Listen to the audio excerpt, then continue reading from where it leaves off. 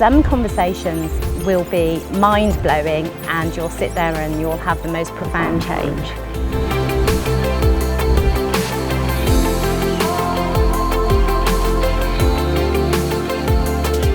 Okay, so hey, good morning, Owen. How are you? Welcome to 52 Conversations.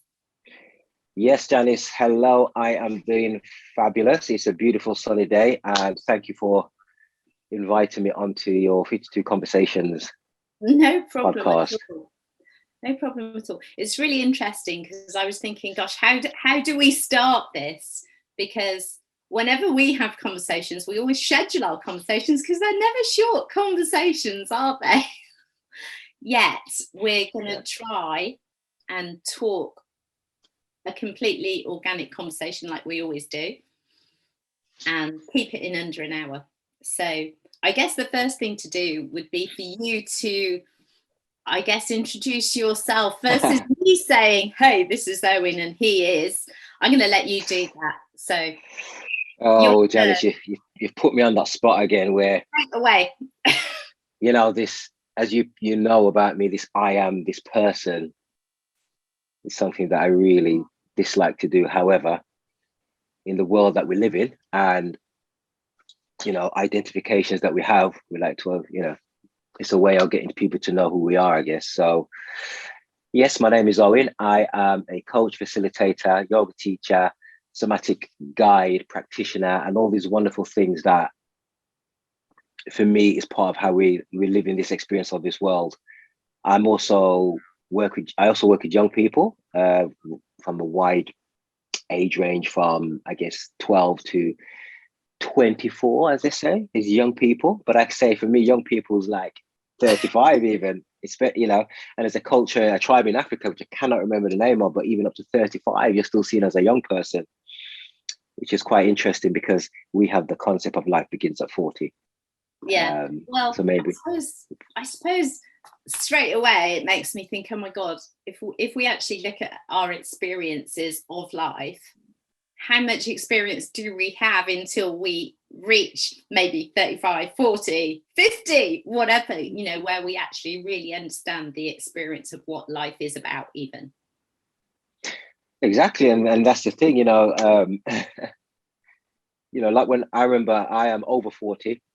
And I remember when I was 40 and people say, how old are you? And I would go, say for instance, 45, I'd go, I'm 5 years old because life begins at 40, right? So in essence, I'm just starting to walk or crawl again and gather the experiences of those 40 years, hopefully to make me, you know, be able to understand the things that I'm doing in life and why I'm here and all these wonderful things. And it reminds me of, in the book, Think and Grow Rich by Napoleon Hill. And part of his research was many people, successful people that he researched back then, many of them weren't successful, again, whatever that means, until they were in their 50s and 60s and beyond. So that may suggest that it takes a long time for us to really be who we are, for most of us. And yes, there are some, I'm going to say, fortunate people or souls that have discovered this a lot earlier within themselves. And, you know, some of that can be from a massive pain point, or some of it can just be from a knowing as a younger child that they know they want to do X, Y, Z. Which reminds me of a friend of mine at 12 years old, he remembers saying to himself, you know, I don't want to be poor. And he looking in the mirror saying, who are you, to himself when he was about, you know, 12 and 13, who are you really? Who are you really? And, you know, and following that thread, he's quite successful because he never wanted to be poor. So he always knew that about himself. And I guess by that, he meant poor by the financial interpretation of that, right? Mm. And it's interesting, isn't it? Because we've gone straight into a deep dive. And earlier I was sourcing some stuff for some new clients, and I was kind of looking at it, and then I was like, oh, I'm just going to put a quick post, and the post is, I'm on hunt for who I'm yet to be. And I think certainly from the viewpoint that we come from, it's this constant, well, I don't know who I am yet. Who am I? Who am I? And I guess that takes us on this onward journey for, I don't know, knowledge, understanding, whatever it is that we want to call it. So what is it that led you to be where you are now? So in a way, I guess it's like we've kind of got where you are now, but let's go back in time to come forward. So, you know, when you were young, what did you think you wanted to be when you grew up? What was your passion back then? You know, I think about the question quite often, and I never really had a passion. I think there were times where I flitted between, I wanted to be a stunt man. I wanted to be, I think that was probably the biggest thing that stayed with me or the thing that stayed with me the longest, that I wanted to be a stunt man. Because I guess I just like used to throw myself around. I used to like throw myself around and having that sense of adventure. I'm going to say these words now for life and for doing things. But obviously at a young age, I just had a sense of adventure, just a sense of, you know, throwing myself into life, if you like. So there was no plan. There was never any plan for me. I've got to ask the question then. Yeah. Sorry, I'm going to stop that thought. So throwing yourself into life, did that lead you into martial arts? Because as soon as you said throwing yourself into life and stunt, I'm like, oh yeah, he used to do that, didn't he? Is that, do you think, to come from that? Possibly. I guess when I was about 9, I started, I guess I threw myself into life this way. I started drinking at 12. Okay, that's early. That's early, right? I started drinking some alcohol at 12. I asked what you were drinking. There was a drink called Tennent's back in then, and Gold Label. Gold Label was barley wine. It was 2 very, very strong drinks, because those were the drinks that adults used to drink back in those days. So I started drinking. I didn't really smoke that much, but I started drinking at 12. And by the time I was 19, or maybe say 18, I was drinking every single day. I was drinking rum every day. Wow. And smoking weed. And I think that's how I was throwing myself into this discovery of life. Or maybe I was trying to get rid of one life to find another life. And luckily, by the time I was 19, I started boxing. And that helped me to stop drinking, smoking, all those wonderful things. And that led into, so maybe I threw myself into that, and that led into doing martial arts and, you know, various different types of contact sports.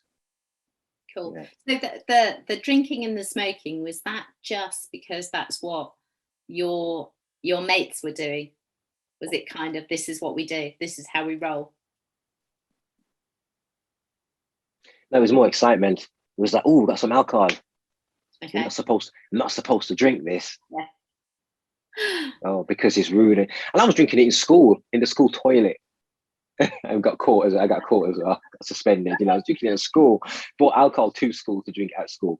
You know, so I don't recall having that sense of my friends are doing this, so I'm going to do this with alcohol.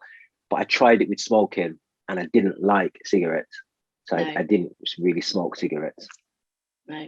It's interesting. It's interesting, isn't it? Because you're telling those tales of the alcohol, and I'm sat in my home village right now, in my folks' house, and I can remember the local pub, going down there and getting people to buy us cider and things and pass it out through the toilet window. And it's like, why were we even doing that? Probably because we thought we were grown up. We thought it was cool, and we thought it was going to give us, I don't know, did we think it was going to give us an insight? Were we even aware enough to think that then, or it was just that it was naughty and we shouldn't be doing it? I definitely didn't think about anything to do with insight. It was just like, I shouldn't be doing this. But when you're asking, I know I shouldn't be doing it, and that was part of the excitement. But as I'm feeling into that now, I'm thinking about it. I think for me there was a sense of sadness around it.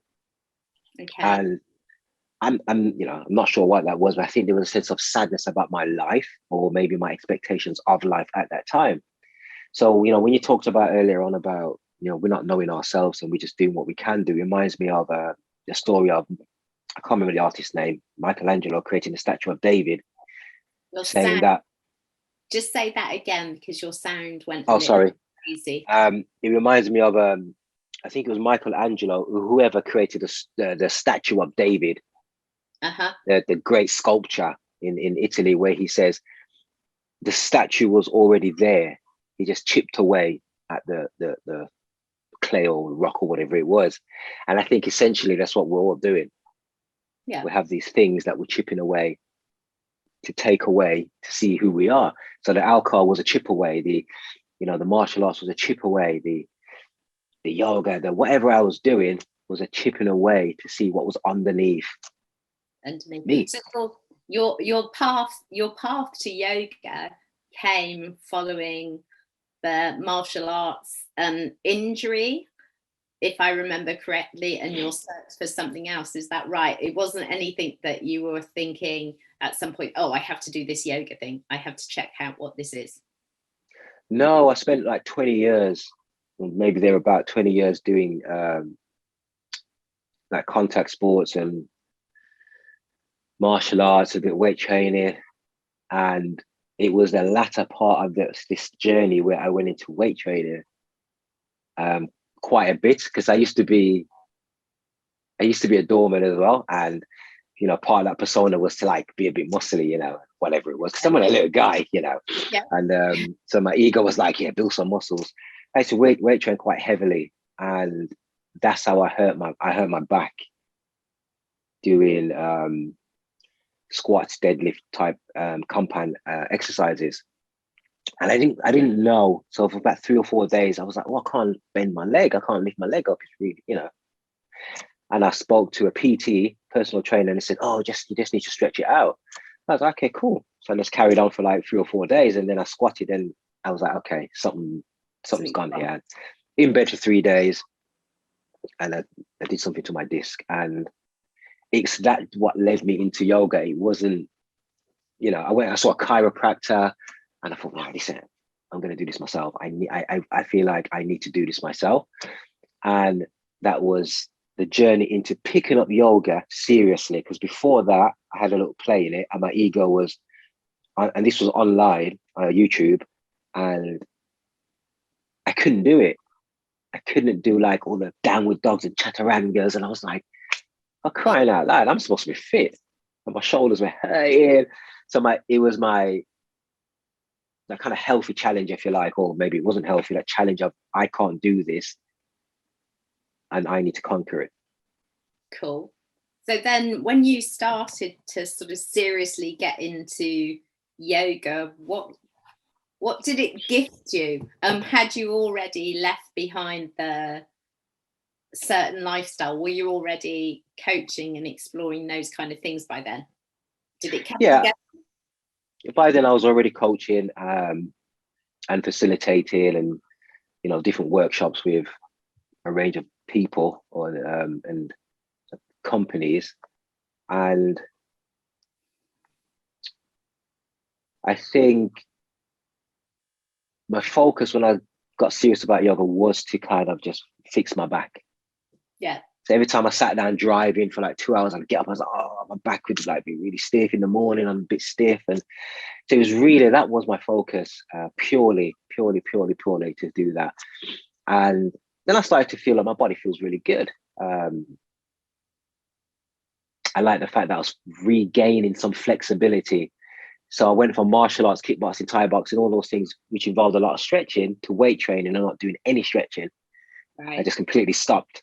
And so going back into yoga and feeling that aliveness back in my body in a different way, kind of asked me to dive a little bit deeper. Right. So there's a question or a thought that I had that, well, I kind of flit around a lot of things in my life, or have done.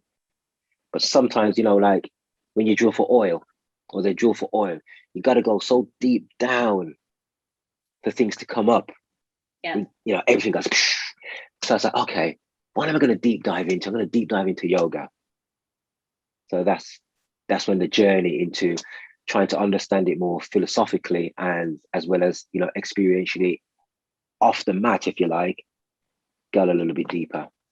Cool. So do you think that your forays and your exploration into yoga, the spiritual side of it, the philosophical side of it, changed how you do your coaching and things like that?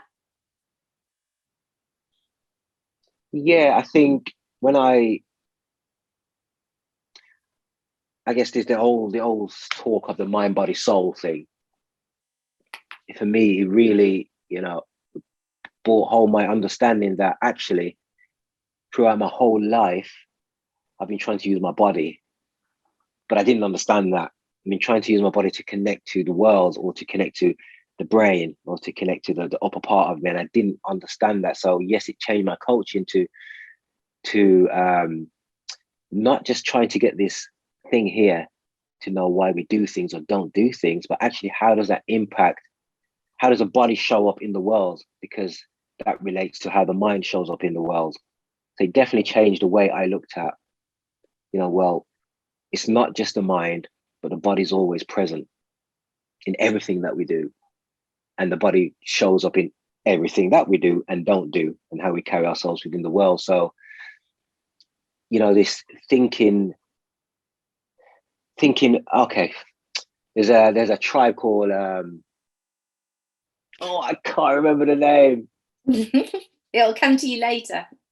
But I have this word called sesamalame, which means thinking, or thinking, feeling flesh inside, as a kind of translation, right? So we think, and then we have a feeling inside, but most of the time we don't. In our culture, it's head up. Yeah. We use this. So the changes for me was about, well, how does this relate to the body, and how does the body experience the world? Yeah. And how is that reciprocal relationship then given back into the world through conversations, through how we meet people, through things that we do. So yeah, my coaching changed into how does a body work with the mind. Cool. That's really interesting. So it makes me think. So from the moment you said that, to a degree, you were separated from yourself. You were in different parts, but there was the prime part of you was going out and operating in the world, but the rest of you wasn't even connected to know what it was actually about. Is that a fair description? That's a fair description. That's pretty, I think I speak for myself here, but I maybe push that out into the listeners that, we think mainly from a headspace. Absolutely. And quite often afraid to feel what's going on in the body. It's really interesting, isn't it? Because I have this thing that I say to people, there's only 3 things going on, and people will disagree with me or not, but it's genuinely what I think. We think, we feel, and it creates our behavior. And, obviously the body is walking with the behavior that gets created. And it's exactly that. If we stop so much of the thinking and we start to feel into it, and I guess for a lot of people, that's scary, isn't it? Because when they start to consider feeling into themselves, they're like, whoa, what's this about? Because they don't know what to do with it.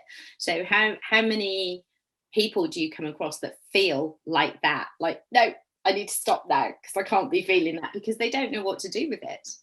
Firstly, myself. Yeah. Firstly, myself.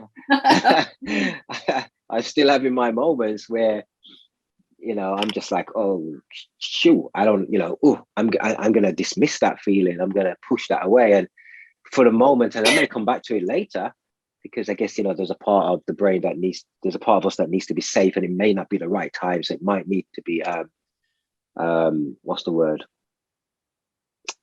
Bracketed, if you like. It may be, that feeling maybe need to be put to the side because I can't get into that right here, right now. So there's that part of it. And then there's a part where it just shows up, whether that's in an argument or just a general conversation. And, we feel something and people go, oh God, I feel like I'm on fire, or they feel something, and it's quite difficult. And I mean, a lot of people that, like I said, myself first, where in a let's just say relationship, when we're relating, and it may not be an intimate relationship, where there seems to be a disconnection. And then I would, someone or I may feel that disconnection, then also automatically the head will start going, I've done something wrong, or maybe that person doesn't like me. Then that shows up in the body. Then that becomes an expression of maybe anger, frustration, or arguing. So it's not easy when that feeling arises and we say, oh, I feel like the pit on my stomach or my throat. my head feel like it's going to explode. We have all these metaphors and sayings that takes us out actually from the feeling back into the head. And then we language it, which is, we have to language it. But so for me, a lot of people don't know how to sit with the intense or the subtle feeling of an emotion that arises within the body, and then find words to explain that in a way that's healthy, if you like. Yeah, it's really interesting. Yesterday I was talking to a friend, really good businessman, had a great life, lots of different places, and this last year has been a struggle in different ways for him for various reasons. And he ended up, someone said to him, "Oh, why don't you speak to somebody?" So he spoke to a psychologist, and it was really interesting because he was like, "Oh, basically she told me I have no emotional attachment to myself." What does that even mean, Janice? And he's like, "I trust you and I know you, I need to speak to you." So we were having this really big conversation, and it, for him, the way that we converse, so I start talking to him and he's like, "Oh my God, that's really deep. And now I'm like really feeling all of these things and I don't know what to do with them." And I said, "Well, yeah, I hear that." And I said, "There's a lot of people like that, but if we literally feel into our feeling, it's going to give us so much. But a lot of the time we want to put the brakes on and we don't want to do that deep dive, because then it's like, well, where is that going to take us?" And I guess sometimes we just don't necessarily need to know where it's going to take us, right? We just need to trust the process. Would you agree?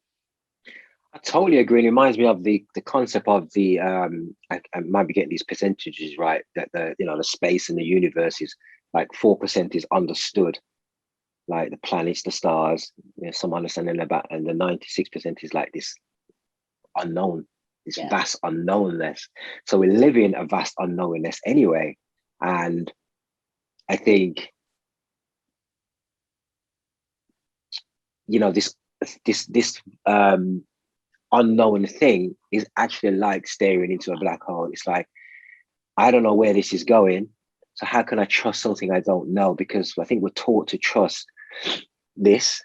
Yeah. We're taught to trust the logic, but we're not taught, or we've moved very far away from trusting in nature, trusting in our own selves. And how do we trust in our own selves?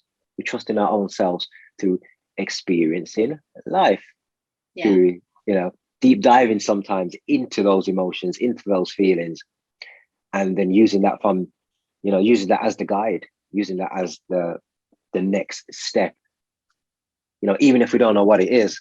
Yeah. It's that trust, right? I was going to say, trust is a massive thing, isn't it? And I said this to my friend yesterday. I said, "You've just got to trust yourself." And he's like, "Well, what does that even mean?" And I'm like, "Yeah, okay. Well, this is the start of your journey, kind of thing." So because you are as deep as you are, how does that translate when you're working with younger people? The difficulty. Go on. Some of it would just be too much, right, to go in with these beliefs and these ideas. So how do you get them to understand the space or understand the space that you're coming from, and what might be the gifts that are in there? Slowly. There's a thing about drip feeding. A drop at a time is sometimes all that one can do.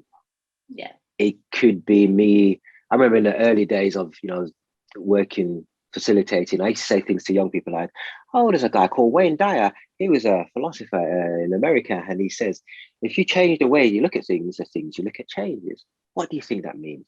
So it's like almost like that teachable, okay, here's a quote. Well, what do we think it means? And offering the space of, there isn't a right or wrong answer here. Let's have this conversation about what it could mean for you and what I think it means for me. So for me, I was trying to give a space of, actually, let's trust this process now. Let's move away from right or wrong. Let's move away from, you know, having the answer. So you put your arm in the air because you have the answer, because you think you have the answer, but actually let's raise our hands because we're going to just have a go at it. Yeah. So trust in that to say something can actually just be a dialogue. To say something is an exploration. To say something is to explore what arises within that moment. So then maybe someone says something and it's okay. I might go, I can see that they may be unsure. So I would say, well, how did it feel saying that? Yeah. If you would like to answer that, you don't have to answer it. But if you did, everything is an invitation.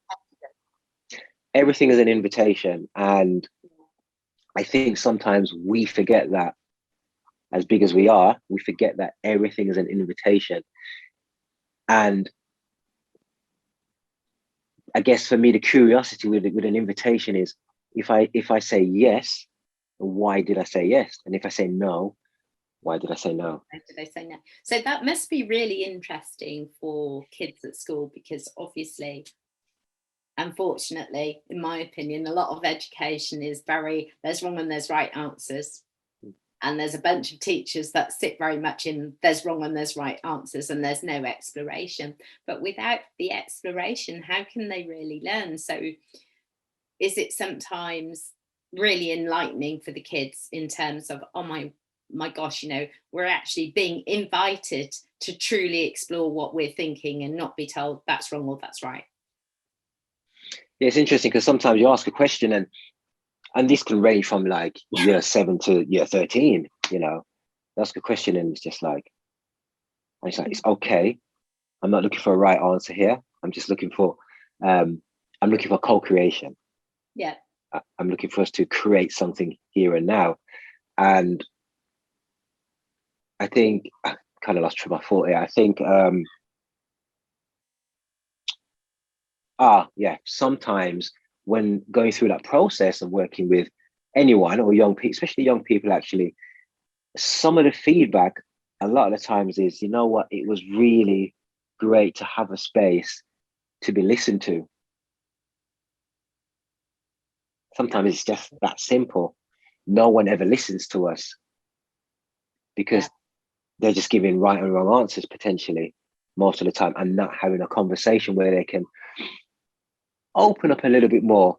But I think for me, the dangers or the thing is with school or the school environment, if I'm working or freelancing for a company and it's their program, my motto is I'm not there to work on anyone, I'm there to work with.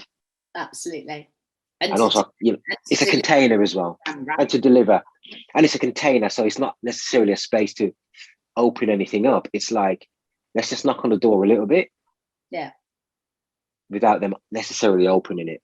See, and that's really interesting. You using that as an analogy. So I had a conversation a while ago with a guy called Lou Lyons, who's amazing.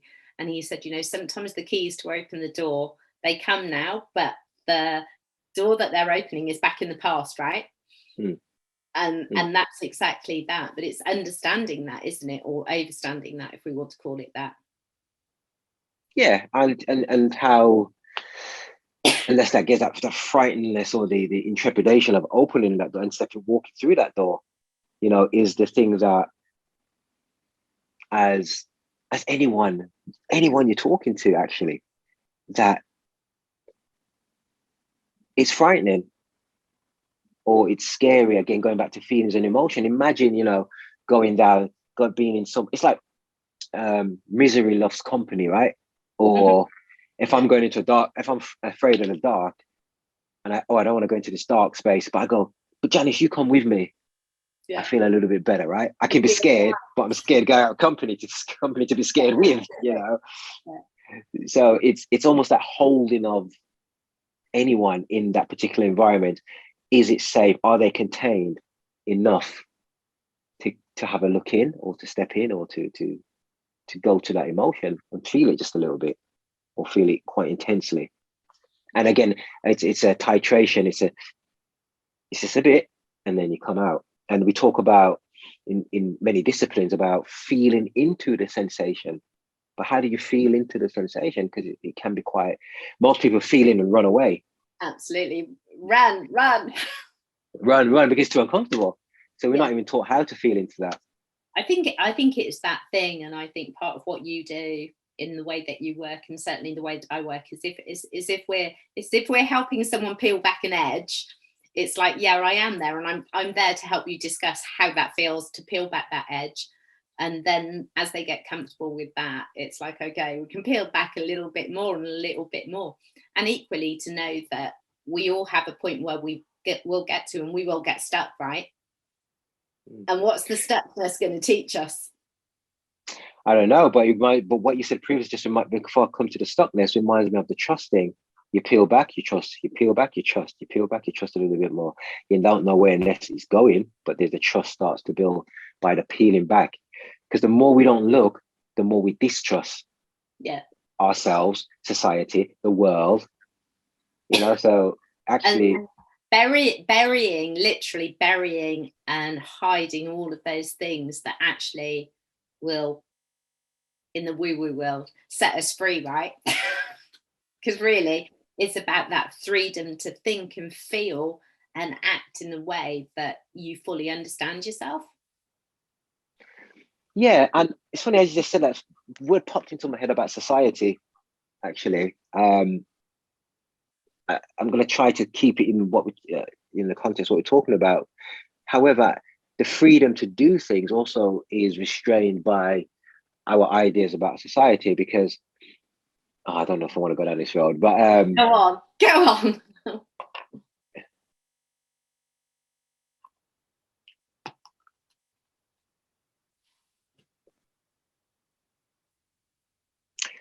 Okay, so I was doing, I think I told you, I was doing a certificate course in humanistic counselling. It's not long finished, and near the end, there's a few bits of conversation. I was angry about something, or I brought up the fact that I was feeling quite frustrated about something. Yeah. And the tutor said to me that he feels like quite often I was the conduit for anger within the group. Right. I see. I could see that, because many times I've spoken about I want to mess things up on the screen. But it's like I want to move everyone around, and goes, oh, I wish you did more of that, because it'd have been really an interesting dynamic. This was also said to me 2 years ago when I was doing a creative facilitation course, and I said at the end of one exercise, oh, I just wanted to mess everything up, and he goes, oh, I wish you had done that. It would have been great. And then the tutor on my most recent course said, oh, it'd have been really interesting if you had done that. I wish you had done that more. And I says, so do I.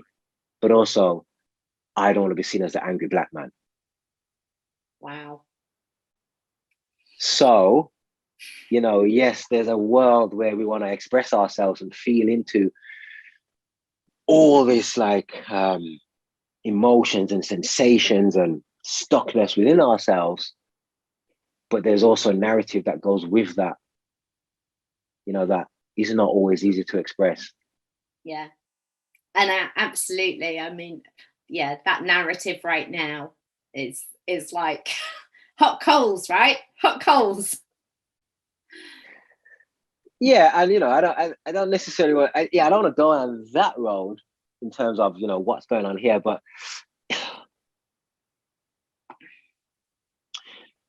the held sensations and the held stuckness in the body will not be expressed fully if one doesn't feel safe. Absolutely. Or this is culturally it's not supported, or the stories that we tell ourselves or the repeated patterns and habituated behavior is still often played out.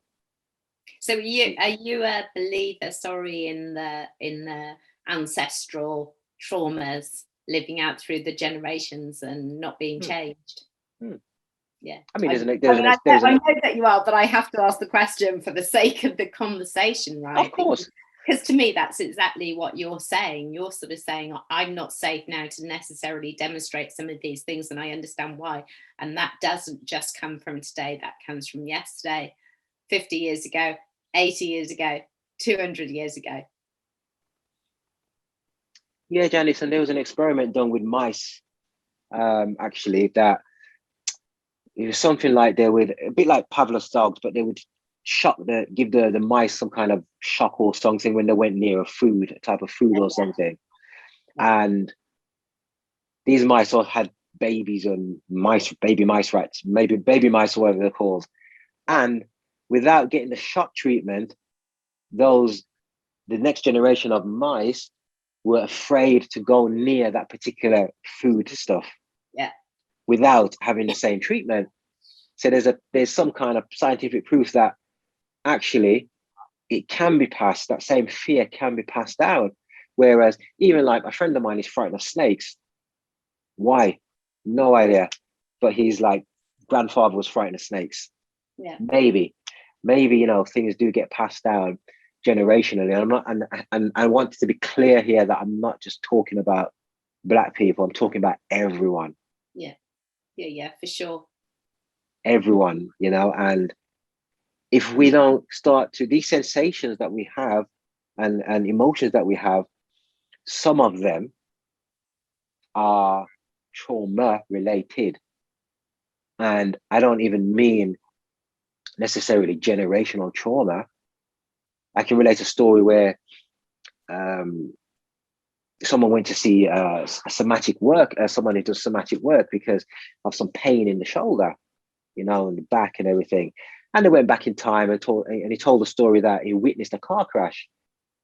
And in this car crash, he went to pull the woman out of the car, like she was stuck, and he went to pull her. As he went to pull the woman, her child was dead, or it looked like he was dead, next to her. Reacted, boom, it got stuck. The trauma got stuck within his body.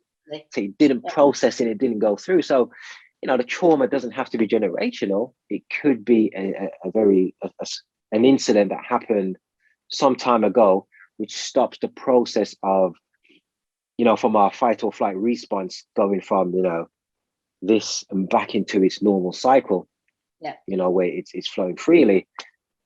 And so if we're stuck in some kind of stuckness, and you mentioned stuckness earlier on, whether that's habitual thinking, habitual patterning, there's a stuckness, right? And we're not going to the body to help process that stuckness, then I don't think we'll ever really be, I was going to say the word free, but free is not the right word. We're ever going to really be able to express ourselves as healthily as possible from ourselves to our families, to the community and to the world. Absolutely. I've taken on a new client who's got a bunch of trauma that's stuck. And in the first session, the unstuckness of actually me just saying, yeah, well, that's happening now, and this is coming out, and we're talking some things years and years and years back. And my client is kind of like, oh my God, this is scary. And I said, yeah, but on the other side of the scariness, just imagine what could be there. Do you know what I mean? And it's exactly that. It's being unafraid, and even doing that work with ourselves, exactly as you say, because we're by no means done. We're still working through this, and I think it's that understanding, right? That it can be scary, yet recognizing that something could have happened to you, and in here you think, oh, maybe I've dealt with that, or you've just buried it, yet it's showing up somewhere else. And I think that's a good point, because the point is showing up somewhere else, and we have to meet this thing inside of us, and then we have to meet the world with it. Yeah. It's no good just, for me, it's no good just sitting, having our sessions or whatever it is we do. We'll meet this stuff within ourselves and then we keep it. No. How do we meet the world to our family first, to individually, family and communities? How do we meet each other's stuff? And for me, one of the ways that we meet each other's stuff is to first meet our own stuff. Yeah. When we can make friends more with our own stuff, then I think that starts to bring more empathy and compassion to meeting other people as they are in the world as well. Yeah. It was making me think a little bit about 12-step programs there, you know, where you go through your process and you make amends and you start to work through that. And I think it's very much a similar thing. You have to go out into the world, meeting them where you are now with your stuff that you're looking through, pulling apart and sort of saying that this is where I am and it's okay. Do you know what I mean? And understanding it from that point. So if you, excuse me, if you think about your work going forward, where do you really want to go with it?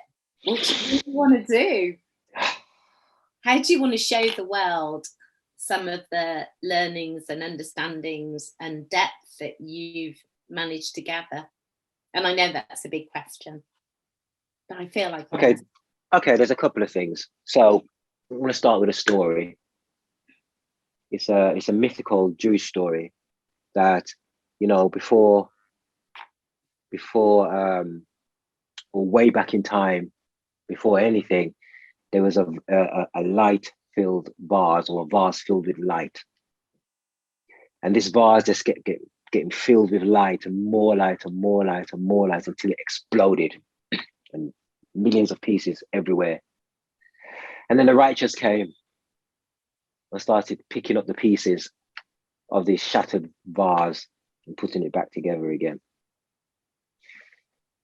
So where I want to go with what I'm doing or explore more is like, you know, maybe this vase is shattered again. And, you know, we have to, but how do we pick up the pieces of our own shattered selves and put them back together in order to pick up the pieces of everyone else, or other, and when I say everyone else, all these different things that we have within the world, whether that's inequality, whether that's racism, whether that's hunger, whether that's whatever that is, how do we pick up these pieces as as communities that that can bring this wholeness back to the world? Which reminds me of another story, which I have to say really quickly, that when back in the days of the Buddha, when he asked the monks to make he would ask everyone to shave their hair, so there was no difference between male and female. So, you know, everyone shaved their hair, you know, so kind of look the same. And then for them to make their robes from discarded pieces of materials. So whether it was rough, whether it was old, whether it was like dirty, whatever it was, to make their robes from these materials. And for me, that tells us that actually we are all these things. We are the discarded pieces, we are the broken pieces, we're the pieces we don't want, we're the pieces that we do want. And it's what makes us up as an individual and makes up as a whole. So for me, it's how do we find the spaces, or how do we make the spaces where we can co-create safety, where people can talk culturally about their own experiences, and then how do we make these experiences create new stories? How do we create new stories? Because, you know, I'm not saying old stories are no good, because how do we create new stories? How do we create new stories in our bodies? Yeah. How do we create new stories in the world? The new narrative going forwards. Yeah, so I think also what I want to do is like bring more body somatic work into what I do, so we can feel more into, or people, sorry, my laptop's moving there a little bit, so people can feel more into that experience, because wherever we turn up or whatever we turn up to, we're coming with our stories, right? And then the stories are in the body and then they act out.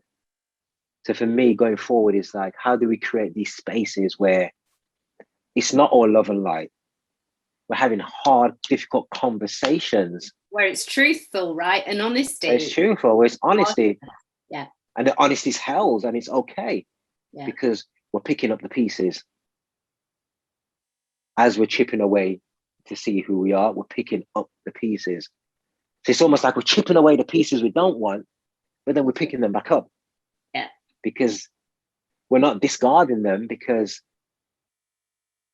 that's almost like we're trying to reject aspects of ourselves, but actually we're everything and all these things. Yeah. So how do we use I'm going to say this. How do we use our murderous rage and our aggression in a healthy way that creates healthy living? Absolutely. But you know, that's a really key point though, and I think potentially because people are not allowed to do that, it's frowned on. Maybe that's what creates some of the utter nastiness that goes on in this world, right? Because there's no place where you're actually able to scream at the top of your lungs, you know, this is the way I absolutely feel. So you know, that's it. So do you see that as a you wanting to create a physical space for this to happen, a community? Big questions, I know. Do you see that? I hate communities. Well, we're all part of communities, whether we like it or not, right? So that is just a funny thing for me, because I've been like wrestling with this like a year and stuff, thinking, I don't even like people. And when I say that in jest. I don't like being around people a lot of the time. I don't like being around people for a long time. I'm quite empathetic. Yeah, I think there's a correlation though between you and me and quite a lot of people that probably do the stuff that we do. We can paradoxically being found saying, bloody hate people. Do you know what I mean? And people are like, well, what do you mean? And I think sometimes it's not that at all. It's just that because we've done so much work and we're on doing work, we understand people so much that sometimes you just don't want to be with people, right? You just want to go, phew, I need a break from that. But you know, so if you don't like community, how do you keep this going? Or you don't necessarily want to create a community, a tribe. I don't want to create a community. I don't want to create a tribe. What I want to create is honesty. Because I think for me, when a bunch of people often get together, it's either too nice, it's too pretending. It's like, what are the underlying things that are there within at that moment is what I'm more interested in. Yeah. What are the things that are not said? What's coming up? That once the elephant in the room type thing. What's in the room? Yeah. Let's have a look what's in the room. It's the truth that lies beneath everything else, and the pretense can be dropped, and people can actually say, you know, this is my guilt, this is my shame, this is my anger, this is my sadness, and it's okay. And it's okay. And you know, like, you know, as we come to like the close, closing coming up, I'm saying, like, I used to go to like meetings or networking or whatever they were, and I may have told you this before, I'm not sure. And the question of, oh, what do you do? This false question, maybe for many reasons, this question is there. Yeah. But then I used to say, actually, I say I'm a full-time, or I say I'm a part-time dosser. What is that? I said I'm a part-time and just do what I want. And it's just like, there's this reaction like, okay, I don't know what to say to you anymore. Yeah. And then the flip side of that, I used to say, actually, I'm not going to tell you what I do, but I'm going to tell you what I love. Cool. I love the snow. I love hearing the rain fall. I love walking on the beach. I love watching the trees blowing the wind. What do you love? And isn't that a better insight to someone as a human being? Let's meet people without our stories. And I think this is everything. Let's try and meet people without all these expectations. Let's meet people right as they are, right there, right here, right there. Cool. And I think for me, that's something I want to do. How do we meet people as they are and without so much of our own stories and expectations? I love that. I think it's a really great way to come to the end of this conversation, because I'm conscious of time. Yeah, I'm going to have to say this now. For anyone that listens to this, and I'm putting you on the spot now, maybe we should do a live Zoom at some point about meeting people where they are as part of the conversation. Because wouldn't that be a beautiful thing to do? It would. I'm definitely up for that. And at the end of the day, Janice, what do we all want? We all want to be seen. Absolutely. So we're chipping away to be seen. Cool. I love it. I'm going to leave it like that. I'm just going to thank you for sharing this time with us and the space. And we'll do a Zoom live. Why not at some point, and share with people to show up and be seen. Sure. And thank you for inviting me onto Future 2 Conversations. And you know, for me, this is even like me being seen, because you know me, Janice, I hate that. Yeah. Yeah. I know, it's making you be seen. I'll make you be Making me seen see. more. You know, You know, I try to hide a lot. So there you go. you know, well, this was part of my thing for even doing this. This was my challenge to myself, to be more seen, and then deflecting that by having amazing conversations with people, right? Hiding behind that. Hey, So, but that's what it's about. It's to being aware, and then okay, what am I going to do? Still my next step. You know, still feeling and moving into it, right? So absolutely. Yeah, thank you. Awesome. Thank you so much. Have a brilliant rest of the day. You too, Janice. Thank you. Bye. Bye.